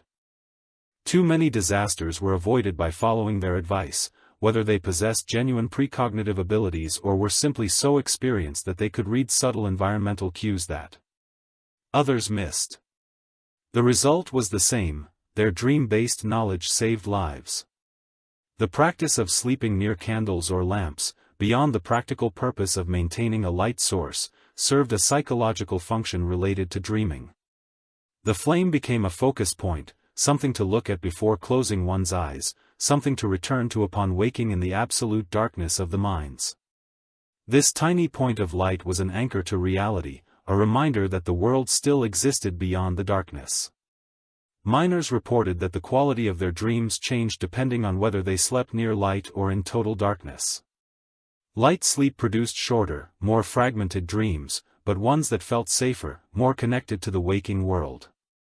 Dark sleep brought deeper, stranger dreams, the kind that seemed to access something older and more fundamental. Some miners alternated between the two types of sleep, deliberately using light sleep when they needed to wake quickly and be alert, dark sleep when they wanted to access the deeper rest that came from complete surrender to the underground environment. This suggests a sophisticated understanding of sleep states, a recognition that different circumstances called for different types of rest. The whistling and humming that miners did while trying to sleep served multiple purposes. It provided sound in the oppressive silence, it helped regulate breathing in poor air, and it created a kind of auditory environment that was controllable, human reassuring, but it also seems to have served as a form of self-hypnosis, the repetitive sounds inducing a trance state that facilitated the transition into sleep. Certain tunes were considered particularly effective for inducing sleep, and these were passed between miners. Like other forms of useful knowledge, slow, repetitive melodies in minor keys seemed most effective, perhaps because they matched the rhythm of breathing and heartbeat. The lyrics, when there were any, were often about sleep, rest or return, reinforcing the desired state through repetition. In some mining communities, men would sing each other to sleep, taking turns providing this service. The singer would sit or lie near the sleeping men, maintaining a constant low hum or song until he felt they had passed into genuine sleep. Then he might sleep himself or wake another to take his place. This created a continuous sound environment through the rest period, a wall of human-generated noise against the threatening silence of the deep earth. The concept of earth dreams versus sky dreams was common in miner folklore. Earth dreams were heavy, slow, dark dreams of stone and depth and ancient things. Sky dreams were lighter, faster, filled with air and light and movement. Miners reported having exclusively earth dreams, while underground, as if the environment determined not just when they slept but what they dreamed. This geographical determination of dream content has parallels in other traditions and environments. Sailors reported ocean dreams. Desert travelers reported sand dreams. Mountain climbers reported altitude dreams. There's something about extended immersion in an extreme environment that seems to reshape the content of sleep itself, as if the unconscious mind is continuously processing and adapting to the surrounding reality. What made the miners' experience unique was the complete severance from natural cycles and the profound darkness. Sailors still saw the sky, desert travelers still felt wind, mountain climbers still experienced weather. Miners experienced nothing but rock, darkness, and the minimal sensory environment of the tunnels. Their dreams therefore became more purely focused, more intensely concentrated on the fundamental facts of their existence. The phenomenon of sleep paralysis was reported with unusual frequency among miners, though they didn't use that term. They spoke of the pressing waking to find themselves unable to move, feeling a weight on their chest, sometimes sensing a presence in the darkness nearby. Modern medicine explains this as a natural glitch in the sleep cycle where consciousness returns before the body's sleep paralysis releases. But for miners the experience had a different interpretation. The pressing was understood as the mind itself making contact, the weight of stone above manifesting directly on the body. Some miners saw it as a warning that they had slept too long or in a dangerous location. Others interpreted it as a kind of blessing or protection, the earth acknowledging their presence and holding them safe. The interpretation depended partly on whether the experience felt threatening or peaceful, and miners reported both. What's striking is how common this experience was in the mining population compared to the general populace. This suggests that something about sleeping underground, perhaps the air quality, perhaps the psychological stress, perhaps the complete darkness and unusual sleeping positions triggered sleep paralysis at much higher rates. The miners in turn owe these frequent experiences into their understanding of what it meant to sleep within the earth. The final and perhaps most profound aspect of underground sleep was its relationship to death. Miners understood, consciously or unconsciously, that every time they closed their eyes below ground, they might not wake. The act of sleeping was therefore always shadowed by mortality, always carrying within it the possibility of never returning to consciousness. This knowledge transformed sleep from a simple biological necessity into something more ceremonial, more significant. Miners developed elaborate pre-sleep rituals, checking their tools, saying brief prayers, touching specific stones, whispering to absent loved ones. These weren't superstitions, exactly, but acknowledgments of the significance of the moment, of the transition they were about to undertake. In this way, every underground sleep became a rehearsal for death, every waking a kind of resurrection. The miners who spent decades in this cycle, sleeping and waking in darkness hundreds of times, developed a particular relationship with mortality, not fearless, exactly, but familiar, almost comfortable. They had practiced dying and returning so many times that the final death, when it came, might have seemed like just another sleep, one from which they simply wouldn't wake. While men slept fitfully in tunnels hundreds of feet below the surface, other men slept in beds so soft they might have been floating on clouds, their rest undisturbed by anything more troubling than the distant chiming of a mantel clock. The distance between these two forms of sleep was not merely vertical, measured in feet of earth and stone, but horizontal, social, measured in power and wealth and the accident of birth. This segment of our journey takes us upward, into the light, into the homes and habits of those whose comfort was built upon the exhaustion of others. In London, in Paris, in New York and Philadelphia, the industrial elite constructed their lives with meticulous attention to comfort, and nowhere was this attention more evident than in their sleeping arrangements. The bedroom of a wealthy mine owner in 1860 was a sanctuary designed to exclude all evidence of the industry that funded it. The walls were papered in pastoral scenes, shepherds and meadows, forests and streams, images as far removed from coal and darkness as imagination could conjure. The bed itself was a monument to softness and elevation, four-posted structures of mahogany or walnut, draped with velvet curtains that could be drawn to create a room within a room. The mattress was not the thin straw pallet of a miner's home, but a deep construction of horsehair and down suspended on rope or metal springs that absorbed every movement, every breath. Sleeping here was like floating, the body supported so completely that it forgot its own weight. Linens were changed daily by unseen servants, always white, always crisp, always carrying the scent of lavender or rose water. The whiteness was important. It signified purity, cleanliness, a distance from anything that might soil or stain. That this whiteness required constant labor by others. That maintaining it created work for washerwomen whose hands grew raw from lye soap was not a consideration that disturbed the sleep of those who enjoyed it. The bedroom windows were designed to frame pleasant views, formal gardens, tree-lined streets, distant horizons that held no evidence of industry. If a mine owner's house was near his collar, as some were, the windows facing the pit were kept shuttered or curtained, ensuring that no sight of the operation intruded upon domestic tranquility. The smoke from mines and factories drifted across these properties, as it did across the workers' cottages, but the wealthy had walls thick enough to filter it, gardens large enough to dissipate it before it reached the house proper. The sounds of night in these houses were carefully curated: silence. Servants moved on padded feet along carpeted hallways, their work organized to be invisible and inaudible. Clocks ticked softly rather than chiming. Fires were tended quietly so that their warmth was constant but their maintenance unnoticed. If a child cried in the nursery, it was 3 floors away, attended by a nurse whose job was to ensure such disturbances never reached the master's ears. Consider the Rothschild family, whose wealth derived partly from investments in mining operations across Europe. Their London residence featured bedrooms where the temperature was regulated by servants who tended fires through the night, where the air was kept fresh but not cold, where every detail of comfort was maintained by others whose own sleep was sacrificed to provide it. Lionel D. Rothschild could retire to bed knowing his wealth was secure, his investments profitable, his family's future guaranteed by industries he never saw firsthand.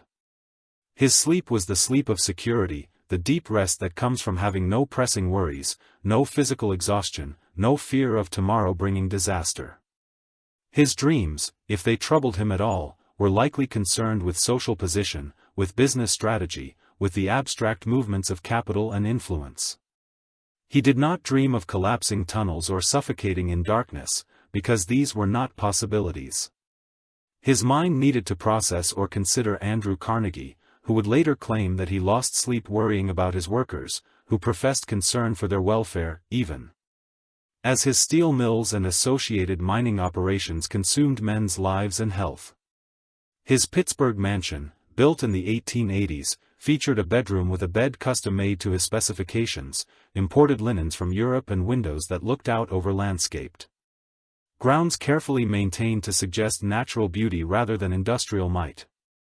Carnegie's sleep was the sleep of someone who had convinced himself that his wealth was earned, that his comfort was justified, that the system enriching him was ultimately beneficial to all. This self-justification served as a kind of psychological pillow, allowing rest without guilt when troubled by reports of accidents or worker complaints. He could remind himself of the libraries he funded, the philanthropy he practiced, the theory of wealth stewardship. He espoused the irony that these libraries and philanthropic ventures were funded by the precise labor conditions he claimed to regret seems not to have disturbed his rest.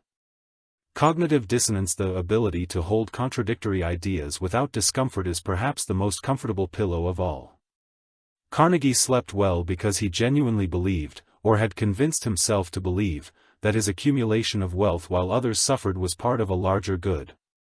In the coal regions of Wales, the mine owners often lived in manor houses that overlooked the very operations from which they profited. These homes sat on hills, elevated above the smoke and noise, their gardens designed to create a buffer between domestic space and industrial reality. The owners would dress for dinner, eat multiple courses prepared by skilled cooks, retire to their drawing rooms for port and conversation, all while below them, in the valley, miners finished their shifts and stumbled home to minimal meals and exhausted sleep. The contrast is almost too perfect, too obvious, yet it was real, and it was maintained through deliberate design. The owners could see the pit head from their windows if they chose to look, but the gardens and the arrangement of rooms meant they rarely had to. They could live entire days without confronting the visual reality of the industry that sustained them, and at night, when they retired to their comfortable beds, the distance between their sleep and the miners' sleep was absolute. These men, and they were almost exclusively men, women of wealthy families having their own complicated relationship to comfort and constraint, practiced a form of willful blindness that made their comfort possible. They knew in some intellectual sense what conditions were like in the mines. Reports crossed their desks, statistics were presented at board meetings. Occasionally there were accidents significant enough to require their attention. But knowledge of a thing is different from experiencing it, and experience can be carefully avoided through money and position. The mine owners never descended into the tunnels, never felt the weight of exhaustion after a 12-hour shift, never tried to sleep on cold stone with the fear of collapse pressing on their consciousness.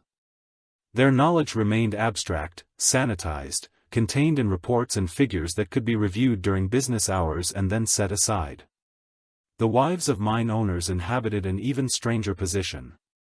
They enjoyed the comfort purchased by mining profits, but were expected to remain ignorant of the details, to concern themselves with household management and social propriety rather than business realities. Their sleep was complicated by this enforced ignorance.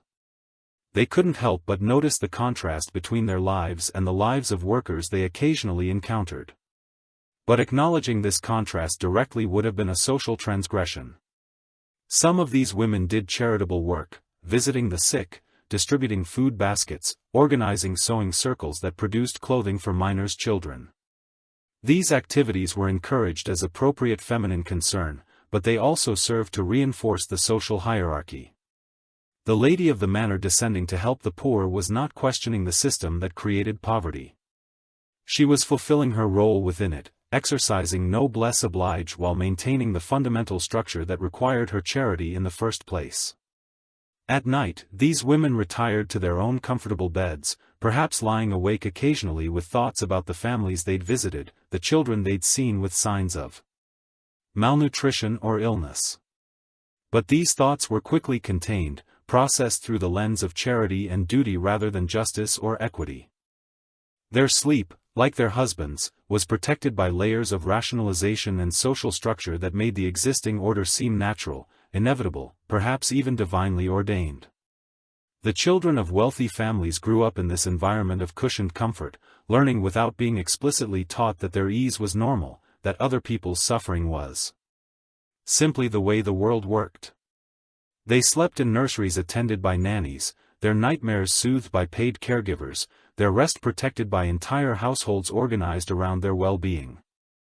These children would grow into adults who saw nothing strange in this arrangement, who felt their comfort was earned by virtue of who they were rather than by any labor they performed. Meanwhile, children in mining families were sleeping 3 to a bed in unheated rooms, their rest interrupted by cold and hunger, their days beginning before dawn to work in the mines alongside their fathers. By the time, a wealthy child was learning Latin and taking music lessons.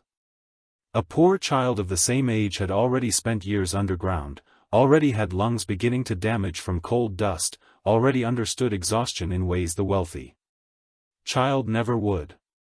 The architectural design of wealthy homes reflected and reinforced these disparities. The servants' quarters were in attics or basement, far from the main sleeping chambers, ensuring that the labor required to maintain comfort happened out of sight and earshot.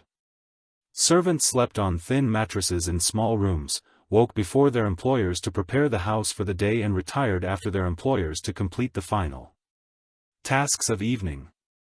Their sleep was bracketed by work, compressed into insufficient hours, always subject to interruption by bells summoning them to attend to some need of those they served. The sleep of a wealthy mine owner was thus sustained by a pyramid of other people's wakefulness. Servants stayed up to warm his bed, to bank the fires, to ensure hot water would be available when he woke. Miners worked night shifts so that coal production continued around the clock, maintaining the profits that funded his comfort. His rest depended on others, exhaustion, his peace on others. Labor, his security on others, vulnerability. This relationship was rarely acknowledged directly, but it structured everything. The elaborate rituals of bedtime in wealthy homes, the drawing of curtains, the turning down of beds, the placing of warm stones to heat the sheets, required servants to sacrifice their own rest. The mine owner could sleep soundly, in part because others were awake, ensuring his comfort. The same way, he could live in luxury because others were underground extracting the coal that powered the industrial economy. There's a philosophical concept called the veil of ignorance, proposed by John R.S. in the 20th century but applicable to earlier periods. The idea is that if people designed society without knowing what position they would occupy in it, they would create fairer systems. Not wanting to risk being among the disadvantaged, the mine owners of the 19th century suffered from the opposite problem, a suit of knowledge about their own position, combined with successful insulation from the experience of others. They knew they were privileged, but encountered no circumstances that would make them question whether this privilege was just there. Sleep was never disturbed by the direct experience of what their privilege cost others. The connection between their comfort and others' suffering remained abstract, theoretical, easy to rationalize or dismiss. One could acknowledge that mining was difficult work, while still believing that this was simply the natural order of things, that some were meant to labor and others to enjoy the fruits of that labor. The religious framework of the time often supported these views. Prosperity was seen as a sign of God's favor, poverty as evidence of moral failing or divine intention. A mine owner could attend church on Sunday, hear sermons about caring for the poor, donate to charity and still sleep peacefully, believing his wealth was both earned and blessed. The contradiction between Christ's teachings about the poor and the vast wealth inequality of industrial society was resolved through theological gymnastics that allowed the rich to feel righteous in their privilege at night. In private prayers before sleep, some wealthy individuals might have asked God to bless their workers, to keep them safe, to provide for their needs.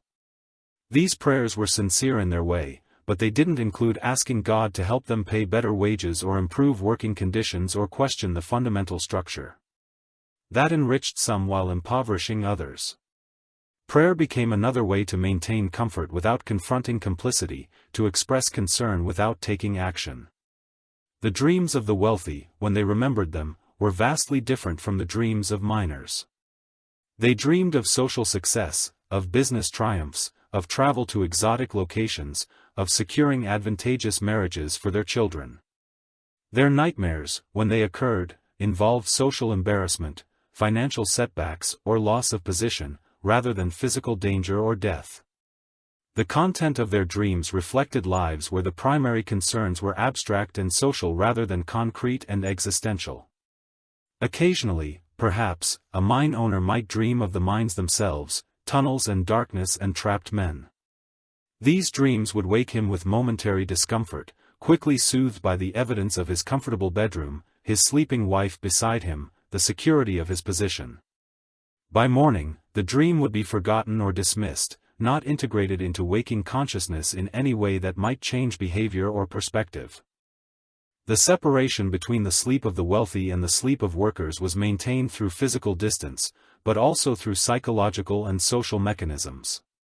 The wealthy did not socialize with miners, did not hear their stories, did not encounter their humanity in ways that might create empathy or obligation. Miners were figures in reports, numbers in ledgers, problems to be managed rather than people to be known. This distance was carefully maintained because proximity would have been dangerous, not physically dangerous, but dangerous to the psychological structures that made exploitation comfortable. If a mine owner truly confronted the reality of miners' lives, truly understood what his profits cost in human suffering, he might be forced to choose between his comfort and his conscience. The separation of sleep, his deep and peaceful, theirs shallow and troubled, was emblematic of the larger separation that made the industrial system function. In some mining towns the geography literally reflected this hierarchy: the owners' houses on the hills, the managers' homes slightly below, the workers' cottages in the valley, near the pit. At night, The lights in these different zones would reflect the patterns of life within them: early darkness in the workers' cottages as exhausted families sought what rest they could. Late lights in the managers' homes as they completed paperwork and correspondence. And in the manor house on the hill, lights in drawing rooms and dining rooms as the evening's entertainment continued long past the hour when miners had collapsed into bed.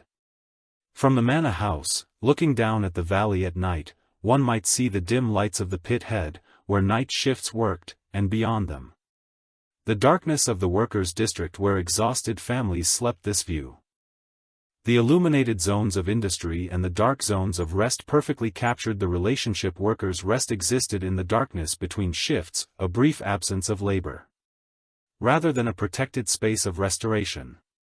The technological innovations of the period often served to extend working hours and compress rest rather than to improve conditions. Gaslighting in mines meant deeper penetration and longer shifts, not safer work. Industrial machinery increased productivity demands. Rather than reducing human labor, the wealth generated by these innovations flowed upward, funding ever more elaborate comfort for the few rather than basic security for the many.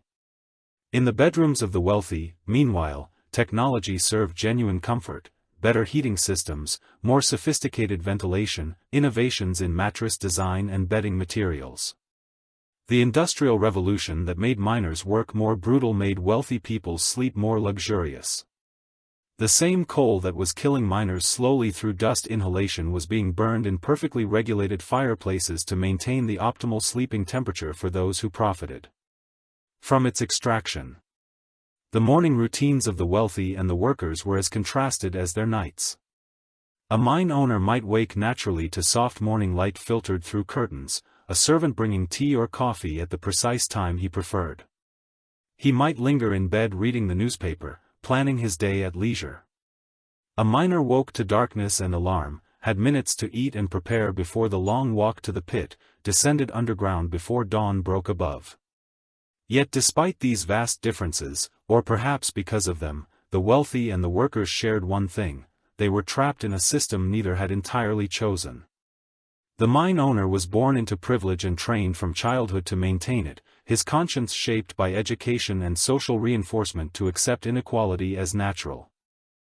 The miner was born into poverty and had no real choice but to descend underground or starve, his exhaustion making it nearly impossible to imagine alternatives.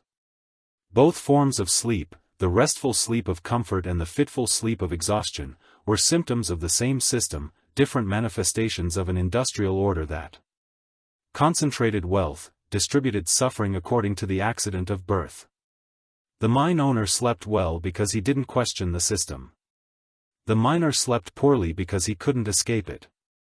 As night fell across the industrial landscape, as mine owners settled into their comfortable beds and miners collapsed wherever they could find rest, a profound imbalance was being enacted in the most intimate human activity, the daily surrender to sleep. One group approached sleep as a pleasure, a restoration, a peaceful transition between days of meaningful activity. The other approached sleep as a desperate necessity, a brief escape from suffering, always insufficient and always shadowed by the knowledge of the coming day. The darkness of night held both these forms of sleep, but it did not equalize them. A wealthy man in darkness was still in his comfortable bed, protected by walls and wealth. A miner in darkness was often still underground or in a drafty cottage, his rest compromised by cold, hunger, pain and fear. The same night sky looked down on both, but the experiences beneath it was so different they might have been occurring on different planets. History books often describe this period in terms of progress: the Industrial Revolution, the expansion of production, the creation of wealth, but progress for whom the mine owners experienced genuine improvement in their quality of life, including the quality of their sleep. The miners experienced new forms of exploitation, longer hours, more dangerous conditions and sleep that was increasingly inadequate to restore their deteriorating bodies. The cultural products of the time, literature, art, social commentary, largely reflected the perspectives of the comfortable classes. Romantic poets wrote about nature and beauty, not about coal mines. Novelists explored the social complications of the wealthy and middle classes, not the daily struggles of miners. The sleep of the poor, when it appeared at all in cultural production, was portrayed as simple and wholesome, rather than insufficient and troubled. This cultural invisibility paralleled the physical separation, creating a world where suffering could be massive in scale, yet absent from the consciousness of those with power to change it. A mine owner could be a cultivated man, read widely, appreciate art and music, consider himself enlightened and moral, all while remaining genuinely unaware of or successfully ignoring the human cost of his comfortable life. His sleep, therefore, was not necessarily the sleep of the deliberately cruel or consciously evil. It was the sleep of someone who had successfully avoided confronting contradictions, who lived within layers of rationalization and distance that made his privilege feel natural and earned. This in some ways makes it more troubling rather than less. If wealthy people were monsters, their comfort would at least make a kind of perverse sense, but they were ordinary humans who had successfully insulated themselves from the consequences of the system that enriched them. The children born into these different worlds, into comfortable bedrooms or crowded cottages, grew into adults who often reproduced the same patterns. Wealthy children became wealthy adults who maintained the system. Poor children became poor adults who worked within it. Social mobility existed, but was limited, and the primary determining factor of a person's life trajectory was where they first laid their head to sleep as an infant. The beds we sleep in, it turns out, predict our futures with disturbing accuracy. A child who sleeps well, in safety and comfort, develops differently than a child whose sleep is troubled by hunger, cold or fear. The wealthy child wakes rested, able to learn and grow. The poor child wakes exhausted, his body and mind compromised by insufficient rest. These differences compound over years, creating gulfs that feel like natural ability but are actually the accumulated effects of radically different life circumstances.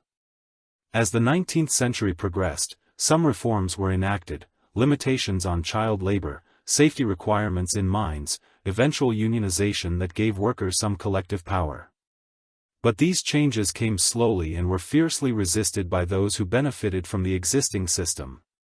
The mine owners fought every regulation, every safety requirement, every wage increase, seeing them as threats to their profits and therefore to their comfortable lives, including their peaceful sleep. It's worth noting that the wealthy didn't invent this system deliberately. They inherited it, maintained it, benefited from it, but most didn't consciously design it. The Industrial Revolution emerged from technological change and economic opportunity, and the resulting inequality was more a consequence than a conspiracy. But this doesn't absolve those who benefited from responsibility, only suggests that dismantling unjust systems is more complicated than simply identifying and removing villains. The question that haunts this examination of contrasted sleep is simple: could someone truly rest peacefully, knowing their comfort depended on others' suffering? The answer, clearly, is yes. Humans have remarkable capacity for compartmentalization, for maintaining ignorance, for constructing rationalizations that allow comfort despite contradiction. The mine owners slept very well indeed, their rest untroubled by the exhaustion of those who enriched them. But there were exceptions, individuals who somehow broke through the barriers of class and distance to recognize the humanity of workers and the injustice of the system. These were the reformers, the philanthropists who went beyond token charity, the occasional owner who improved conditions at cost to his own profits. Their sleep, perhaps, was more troubled than their peers, disturbed by conscience and awareness. And there were workers who, despite exhaustion, stayed awake to organize, to fight for changes, to build unions and mutual aid societies. Their sacrifice of rest in service of collective improvement represents a different kind of heroism than military valor, the quiet courage of exhausted people finding energy to resist, rather than simply endure. As night descended on the industrial world, as mine owners settled into their comfortable rest and miners collapsed in exhaustion, a silent moral drama was being enacted. The same darkness covered both, but within that darkness were worlds as separate as heaven and hell. One group dreamed in comfort, the other barely dreamed at all. One group woke refreshed, the other woke already defeated by fatigue. The distance between these two forms of sleep was the distance between justice and injustice, between a world that valued all human dignity and a world that sacrificed the many for the comfort of the few. It was measured not in feet or miles, but in the quality of rest, in the dreams that came or didn't come, in the peace or anguish that accompanied the nightly surrender to sleep. We have traveled together through a long night, descending into depths where sleep became something stranger and more complicated than simple rest. We have watched men close their eyes in darkness so complete it pressed against them like a physical weight, and we have seen others drift into peaceful slumber in bed so soft they might have been floating on clouds. The distance between these two forms of sleep, measured not in feet but in fortune, not in miles but in the accident of birth, tells us something fundamental about the world these people inhabited. It was a world where comfort and suffering existed simultaneously, where progress for some meant exploitation of others, where the peaceful dreams of the wealthy were built upon the exhausted collapse of the poor. But our journey tonight has not been about judgment or anger, has not been about assigning blame or demanding justice. Instead, we have simply observed, have simply allowed ourselves to drift through this vanished world with curiosity and quiet attention. We have tried to understand what sleep meant in a time and place so different from our own, how the simple act of closing one's eyes carried different meanings depending on whether those eyes closed in a tunnel or a bedroom. The miners we have met in these hours, Hugh McEwen and his crew, the nameless men who carved spirals into stone before sleeping, the children who learned exhaustion before they learned letters, all of them are gone now. Their struggles are over, their exhaustion finally ended. The tunnels where they slept have mostly collapsed or been sealed, reclaimed by the earth that once held them in its dark embrace. The wealthy mine owners, too, have passed from the world. Their comfortable beds long since rotted away, their manna houses often demolished or repurposed.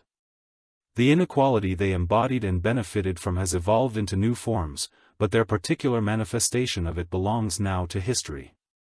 Time, the great equalizer, has claimed both miner and owner, both exhausted worker and comfortable elite.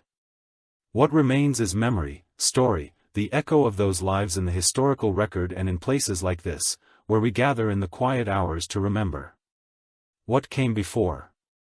What remains is the knowledge that human beings once lived these experiences, once struggled with sleep in ways we can barely imagine, once created meaning and community, even in the most difficult circumstances. Consider for a moment your own sleep, the bed you will soon occupy or perhaps already rest in. Consider the comfort available to you, the mattress that supports your body, the pillow that cradles your head, the blanket that keeps you warm without weighing too heavily. Consider the safety you feel, the knowledge that the ceiling will not collapse, that the air you breathe is clean and plentiful, that you can sleep as long as your body needs without fear. This comfort, so ordinary to us that we barely notice it, would have seemed miraculous to the miners. We have spent these hours with the simple fact that you can choose when to sleep, that you can rest in darkness without fear, that your exhaustion is not absolute and unending.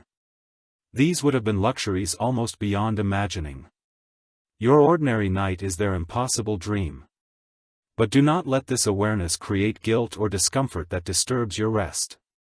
The miners who suffered, the workers who endured, they would not want their struggles to prevent you from enjoying the peace they were denied. Their hope, if they had the luxury of hope, was that future generations would sleep better than they did. You honor their memory not by refusing rest, but by appreciating it, by recognizing it as precious rather than merely expected. The stories we have explored tonight, the daily exhaustion, the 5 days trapped in darkness, the dreams that came in the deep places, the contrast between poverty and privilege, all of these contain truths that transcend their historical moment. They tell us about human endurance, about the ways consciousness adapts to extreme circumstances, about the fundamental inequality that has marked so much of human history. But they also tell us about resilience, about the human capacity to find meaning and even beauty in the most difficult situations. The miners who carved symbols before sleeping, who sang each other into rest, who developed elaborate understandings of their underground dreams. They were not simply victims of a cruel system.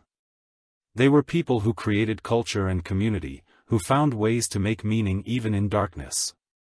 This capacity for meaning-making, for finding purpose and connection even in suffering, is perhaps the most remarkable thing about the human spirit. It appears again and again throughout history, in every culture and circumstance. People endure what seems unendurable, find beauty where beauty should not exist, create light in the darkest places.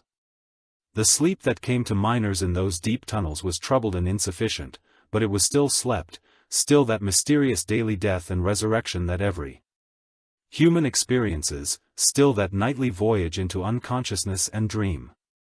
In this sense, despite all the differences we have explored, the miner's sleep and the mine owner's sleep shared something fundamental. Both were human experiences.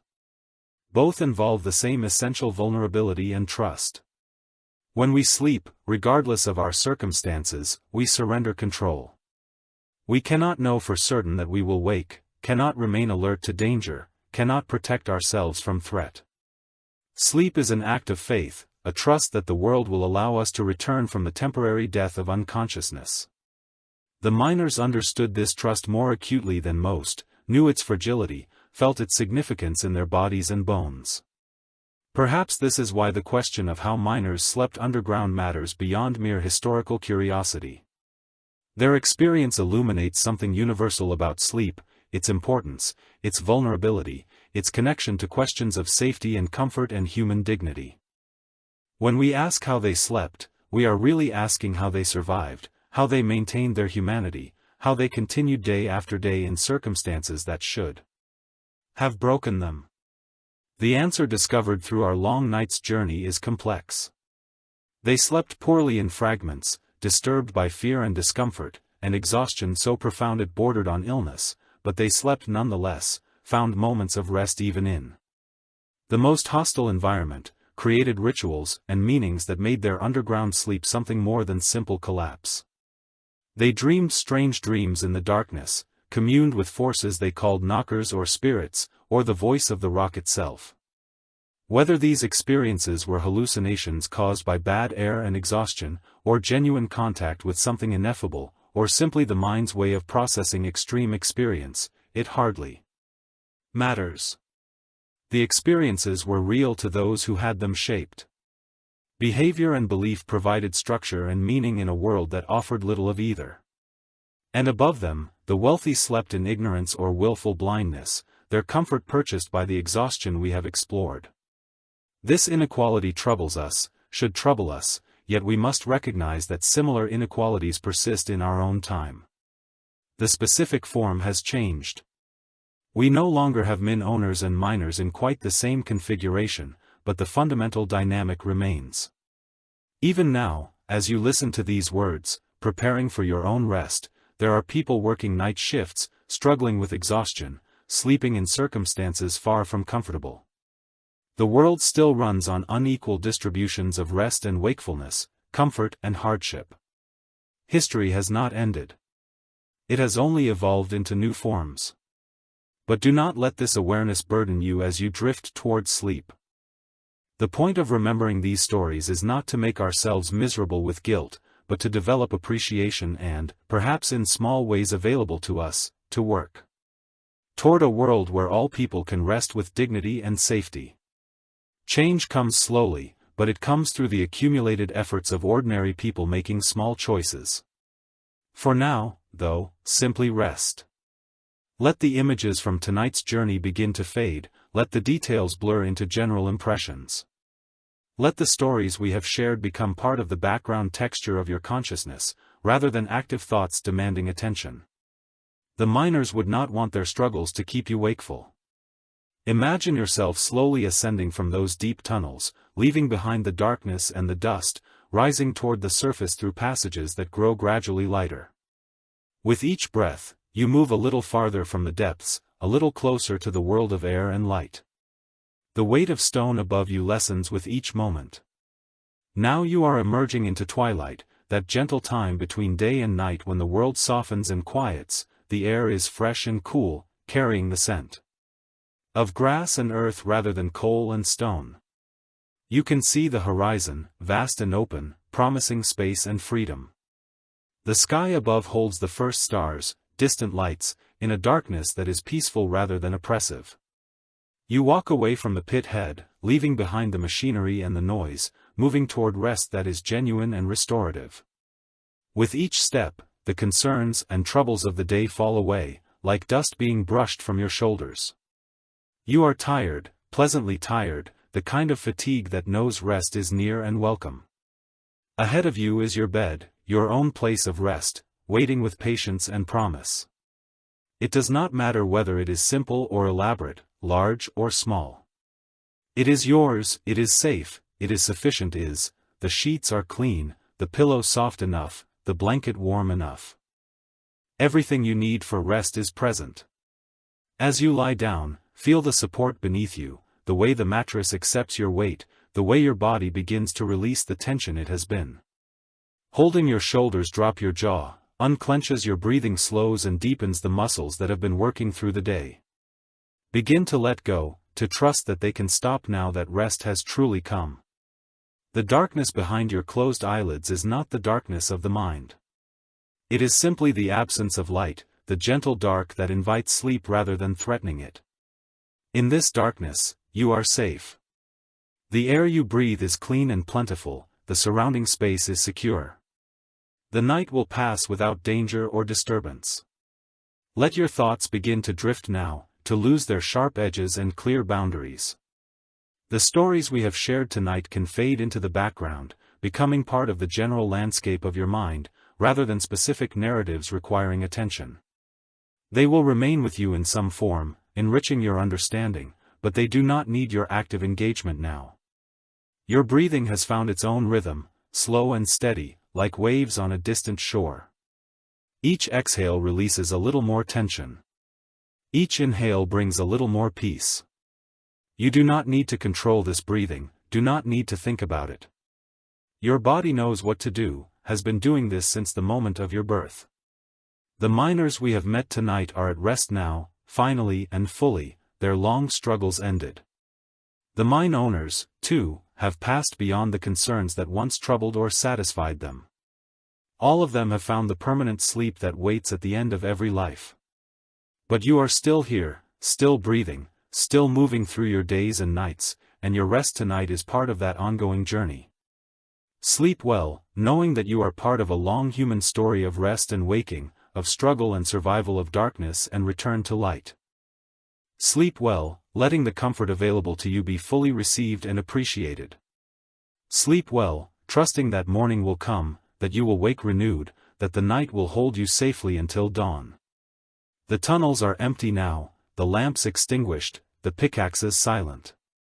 The manna houses stand quiet in the darkness, their occupants long since turned to dust. But the story continues, transformed into memory and meaning, into the quiet contemplation of those of us who gather in the night to remember.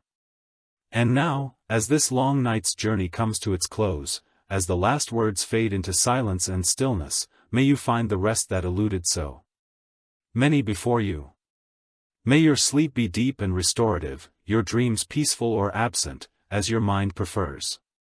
Your waking, gentle and welcome. The world will continue without your attention for these hours. It has done so before and will do so again. You are free to let go, to drift, to surrender to the natural cycle of consciousness and unconsciousness that defines the human experience. Good night, traveler through history. Good night, listener in the darkness. Good night, and sleep well. The minds are sealed, the darkness is peaceful and you are safe. Rest now, simply.